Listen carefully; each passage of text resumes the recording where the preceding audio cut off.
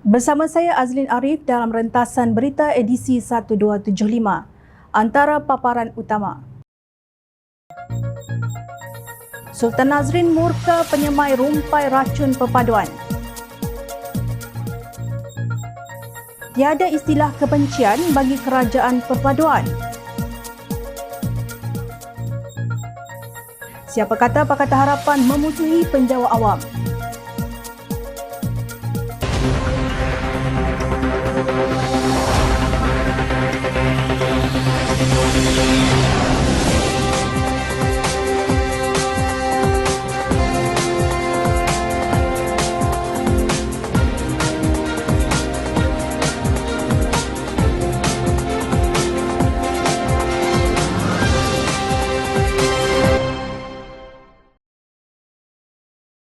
Assalamualaikum dan salam sejahtera. Sultan Perak Sultan Nazrin Muizzuddin Shah sekali lagi mengingatkan rakyat di negara ini supaya tidak menyerahkan masa depan negara kepada puak ekstremis kaum dan agama. Pandangan melampau mengenai kaum dan agama yang menimbulkan kebencian dan boleh mencetuskan permusuhan di kalangan rakyat mesti dihentikan, titah Sultan Perak. Baginda bertitah tindakan tegas dan segera perlu diambil untuk menghentikan kegiatan mana-mana pihak sama ada dengan ucapan atau tindakan yang meracuni fikiran dan membangkitkan emosi rakyat dengan mengeksploitasi perbezaan kaum dan agama. Semasa istiadat pembukaan rasmi tahun pertama Dewan Negeri Perak ke-15 pada Selasa 20 Disember lalu, Sultan Nazrin bertitah agar pemimpin menjalankan tanggungjawab yang telah diamanahkan dengan ikhlas, jujur, adil dan saksama mengikut perlembagaan serta berlandaskan undang-undang. Baginda menitahkan mandat dan kepercayaan yang diberikan oleh rakyat untuk menjadi ahli Dewan Negeri merupakan suatu amanah dan tanggungjawab berat yang perlu dipenuhi serta menuntut pengorbanan yang besar. Jauhi sifat-sifat angkuh dan bongkak dengan tidak mengamalkan budaya yang menang-menang semua. Sebaliknya, titah Sultan Nazrin, pemimpin hendaklah bersifat adil dalam mengagihkan peruntukan dan melaksanakan program pembangunan secara saksama tanpa prejudis, diskriminasi dan penindasan kepada mana-mana pihak kerana setiap pengundi ialah makhluk ilahi dan setiap inci bumi di negeri ini terletak di bawah naungan takhta pemerintahan baginda. Oleh itu, rakyat jangan dihukum untuk menanggung kesusahan. Di sebaliknya, dengan menjunjung semangat demokrasi, kepentingan dan kebajikan setiap rakyat jelata hendaklah berada di hati pemimpin dan senantiasa diutamakan, titah baginda. Sambil mengucapkan tahniah kepada yang terpilih sebagai ahli Dewan Undangan Negeri, baginda bertitah persefahaman bersama dan hubungan harmoni antara kaum menjadi faktor penentu untuk memastikan keamanan dan keharmonian bagi kedua-dua negeri dan negara. Titah baginda, jika perbezaan antara kaum ini secara bijak berjaya didandan dan dipintal, akan terhampar kemurnian yang indah berwarna-warni. Justru menurut titah Sultan Nazrin, negara dan negeri yang warganya hidup dalam aman dan harmoni akan dapat menumpukan fikiran, tenaga dan usaha untuk menarik pelabur dan pelancong, meningkatkan pertumbuhan ekonomi, merancangkan pembangunan negeri dan melimpahkan kemakmuran kepada rakyat. Oleh yang demikian, pandangan ekstrim berunsur kaum dan agama berbentuk hasutan yang boleh menyemaikan rasa benci serta berpotensi mencetuskan permusuhan sesama warga wajib dihentikan.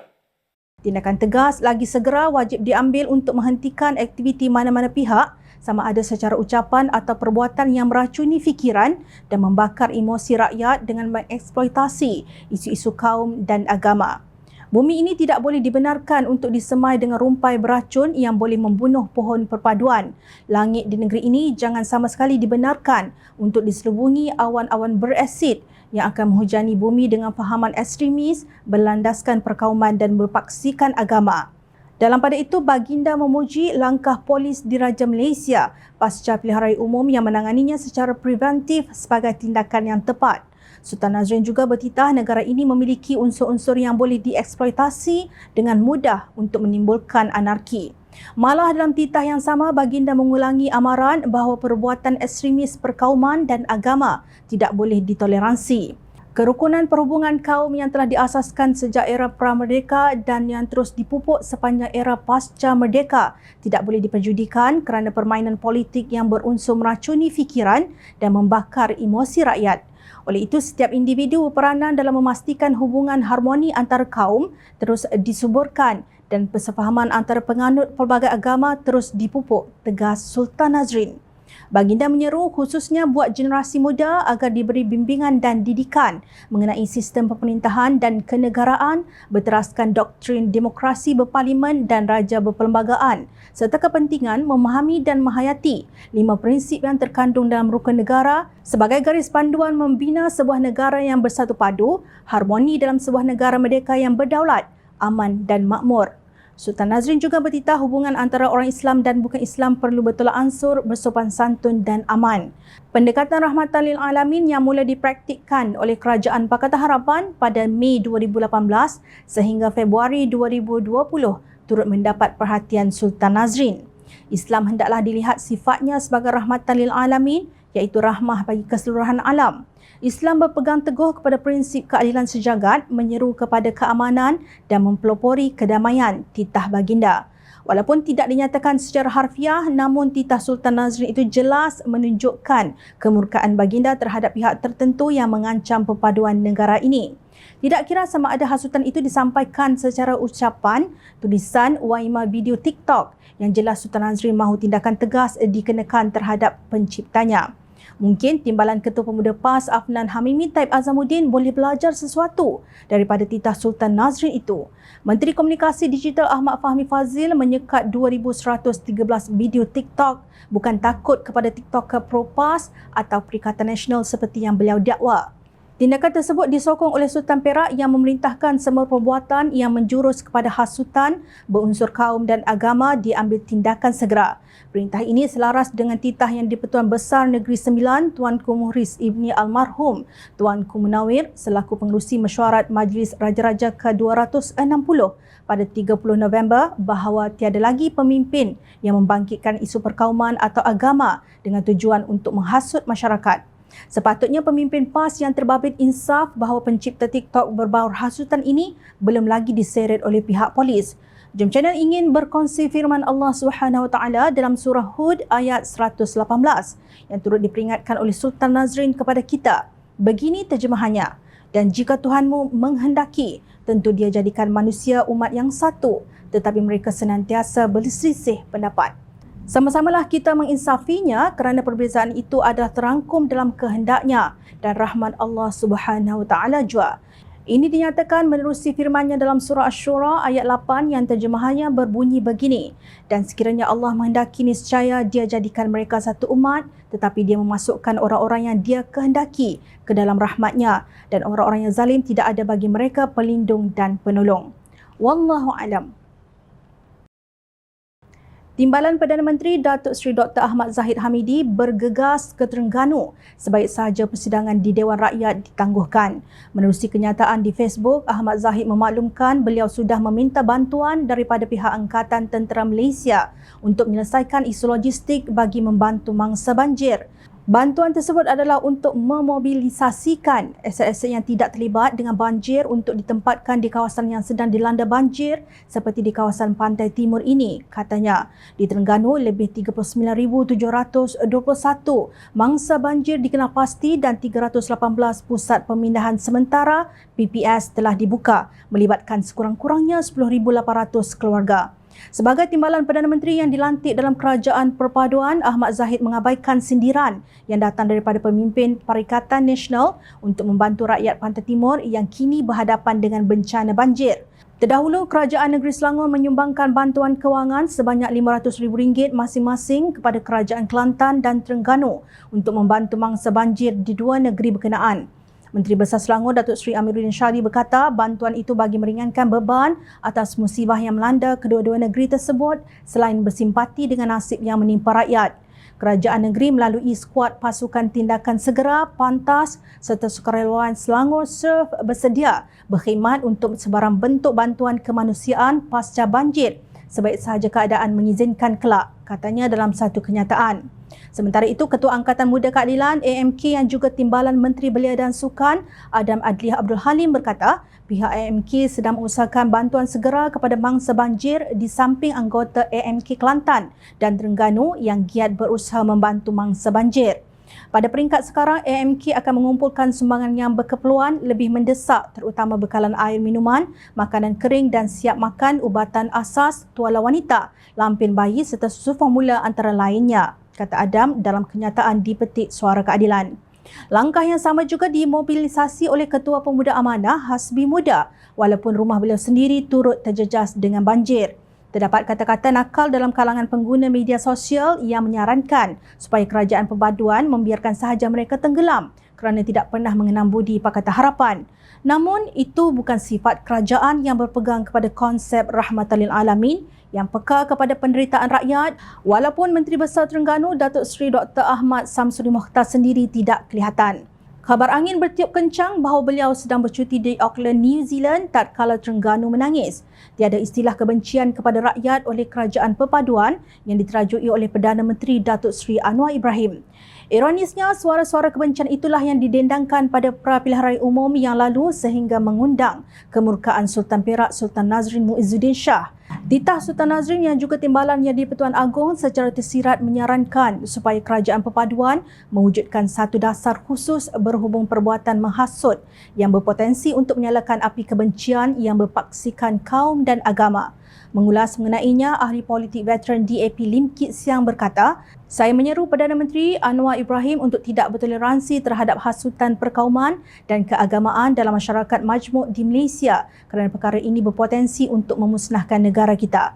Pendirian sifat toleransi terhadap politik toksik, penipuan, syak wasangka, kebencian perkauman dan keagamaan ini perlulah dapat dilihat dengan jelas dari hari-hari awal kerajaan Anwar dengan tindakan tegas diambil terhadap mereka yang mengeksploitasi perbezaan perkauman dan keagamaan di Malaysia, tegasnya dalam satu kenyataan. Menurut Kit Siang, selama 57 tahun berkecimpung dalam politik dan melawat banyak kawasan di Malaysia, beliau yakin tidak ada sentimen anti Melayu, Cina, India, Kadazan, Dayak atau anti-Islam, Buddha, Hindu, Kristian dalam kalangan rakyat. Tetapi sesetengah parti dan personaliti politik cuba untuk meracuni minda rakyat yang kononnya orang Melayu dan Islam kini sedang terancam. Perbuatan berbahaya ini telah mencapai satu tahap yang belum dilihat sebelum ini dalam kempen pilihan raya umum ke-15 baru-baru ini, ujarnya. Sedangkan kita tahu semasa bencana banjir yang menimpa rakyat pada tahun lalu, semua pihak bekerjasama saling membantu antara satu sama lain, tidak kira warna, kulit, kaum dan agama. Sampai bila suasana satu pihak mencuba sedaya upaya untuk mengenepikan syak wasangka, kaum dan agama, sedangkan satu pihak lagi terus-menerus menyemai rumpai racun, sekadar meminjam analogi Sultan Nazrin yang membunuh pohon perpaduan kaum yang ingin dibina. Jom Channel bersetuju bahawa isu ini wajib diberi perhatian yang serius oleh pihak kerajaan perpaduan menerusi kerjasama yang merentasi semua kementerian, pihak media dan NGO pelbagai bangsa. Suka tak suka, itulah hakikatnya. Jom Channel selaku media yang berpaksikan konsep rahmatan alamin bersedia sama-sama menabur bakti untuk menghapuskan kebebalan dan membentuk masyarakat yang berpengetahuan demi masa depan negara tercinta.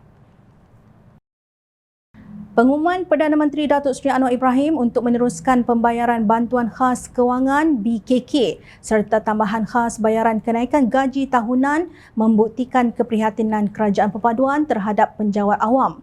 Presiden Kongres Kesatuan Pekerja-Pekerja di dalam Perkhidmatan Awam QPEX, Datuk Adnan Mat berkata, pihaknya berterima kasih kepada Perdana Menteri atas pengumuman bantuan khas kewangan RM700 kepada penjawat awam dan kenaikan gaji tahunan khas sebanyak RM100 kepada kaki tangan awam grade 56 dan ke bawah seperti yang diumumkan di Dewan Rakyat pada Selasa. Langkah itu jelasnya menjadi pemangkin untuk penjawat awam terus memberi perkhidmatan terbaik untuk rakyat dan negara, lapor Malaysia Deadline. Pada masa yang sama, Adnan berharap kerajaan dapat melihat kepada pelbagai lagi inisiatif yang perlu dilaksanakan daripada segi kebajikan dan penambahbaikan skim perkhidmatan penjawat awam. QPEX baru sahaja selesai mengadakan Convention Tri tahunan pada 17 hingga 19 Disember dan banyak resolusi berkaitan kebajikan dan penambahbaikan skim perkhidmatan penyewa awam telah dicapai sepanjang konvensyen diadakan.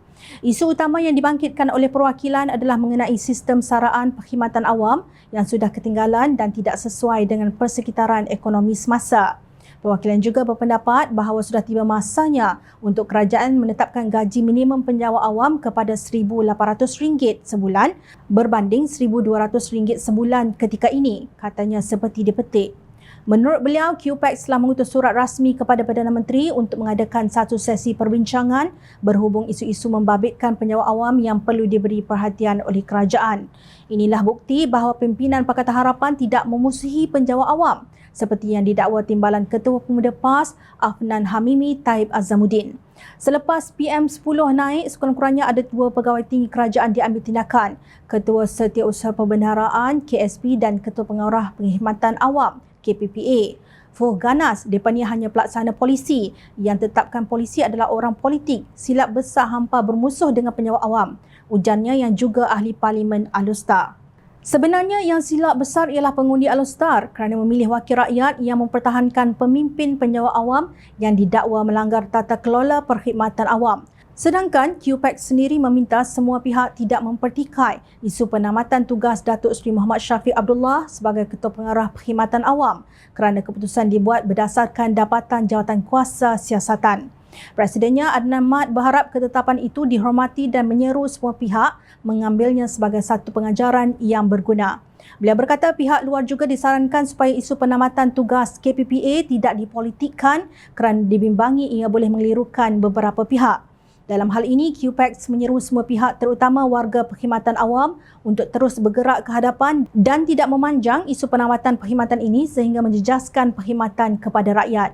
Selari keputusan penamatan yang diambil melalui prosedur penamatan demi kepentingan awam, semua pihak perlu menghormatinya. Keputusan sudah dibuat oleh kerajaan bersandarkan hasil dapatan daripada jawatan kuasa siasatan yang ditubuhkan, katanya dalam kenyataan di Petik Berita Harian 13 Disember lalu.